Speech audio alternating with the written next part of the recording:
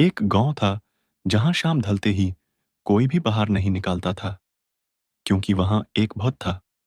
समोसे वाला भूत। रात को वो भूत गांव में समोसे लेकर घूमता था और उसके समोसे की खुशबू पूरे गांव में फैल जाती थी। गांव वाले उस खुशबू से इतने अट्रैक्ट हो जाते कि अपने घरों से बाहर निकल आते और भूत उन्हें अपनी समोसे की दुकान पर ले जाता था। इस वजह से गांव वाले अपने घर की खिड़कियां और दरवाजे रात में अच्छे से बंद करते थे, ताकि वो समोसे की खुशबू उनके घर के अंदर न आए। एक दिन राजन, जो शहर से 18 साल बाद अपने गांव लौटा, अपने दोस्तों से मिलने चला गया। दोस्त मिलके बोले, लव यू, मुझे पहचाना? मैं तेरा बचपन का दोस्त हूं। राजन ने कहा, यार मैं तो जीत पढ़ने चला गया था। दोस्त बोले, इतने सालों बाद गांव में मिल रहे हैं, चलो कहीं घूमने चलते हैं। लेकिन राजान ने कहा, गांव में कोई रात को नहीं निकालता, सब बहुत समोसे वाले से डरते हैं।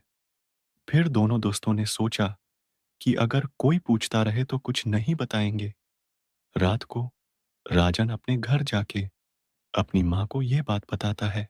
राजन अपने कमरे में जाके खिड़की खोलकर सो जाता है, क्योंकि उसे अपने दोस्तों की बातों पर पूरा भरोसा नहीं होता।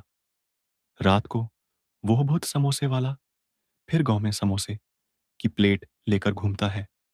गांव वाले अपने घरों की खिड़कियां और दरवाजे बैंड करके सो रहे होते हैं। भूत की नजर राजन की खिड़की पर पड़ती है और समोसे की खुशबू राजन के कमरे तक पहुंचती है। राजन उस खुशबू से इतना अट्रैक्ट हो जाता है कि वो बाहर आने लगता है। जैसे ही वो घर के बाहर निकालता है, बहुत उससे पकड़ लेता है और अपनी समोसे की दुकान ले जाता है।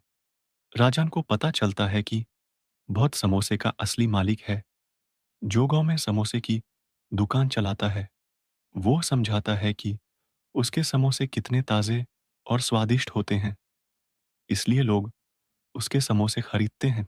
लेकिन गांव में एक और दुकान भी थी जो स्वादिष्ट नहीं थी, और उस दुकान के मालिक, जो सरपंच के बेटे थे, वो जेलस थे। सरपंच के बेटे ने उस समोसे वाले की दुकान जलाने की कोशिश की थी, लेकिन गांव वालों ने उसकी मदद नहीं की।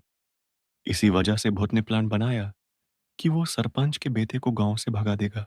एक दिन भूत ने सरपंच के बेटे के घर की खिड़की पर अपनी खुशबू फैलाई, जिससे वो भी बाहर आया। तब गांव वालों ने मिलकर सरपंच के बेटे को गांव से निकाल दिया। उसके बाद से गांव में कोई भी भूत समोसे वाले से परेशान नहीं हुआ और सब शांति से रहने लगे।